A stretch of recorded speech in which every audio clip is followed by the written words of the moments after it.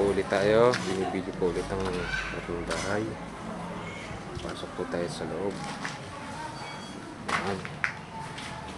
Yun. So, tayo kasalukuyan po ngayong pinapalitan po ito. TPS po itong kusang ngayon. Yan. Ito tayo. Ito tayo. Yan. Halo po. Simple po.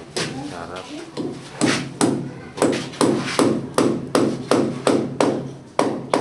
Alis na po yung po yan. Okay na po rito. Okay na. Okay na rin po. Talis na lang po hinihintay dito.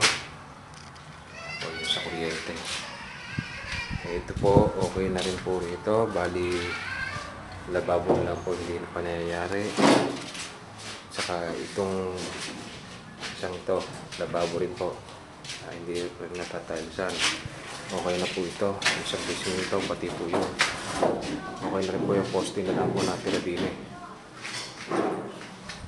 Ito yung biga po sa taas. Ito na lang po na iwan. Bali yung biga po nun, okay na rin. Ito lang po, babaguhin po sinta nitong pinto. Saka yung pinto na. Po, lipat na tayo sa kabila. Ito po, dito ginagawa itong ano. Ito yung dito. Ito yung bintana.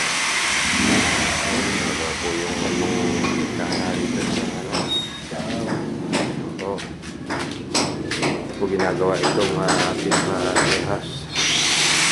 Ito po na isa. Pagpulin, lalakad na tayo yung hinintay na si Bebe. Nagpunta rin sa loob ba si Bebe?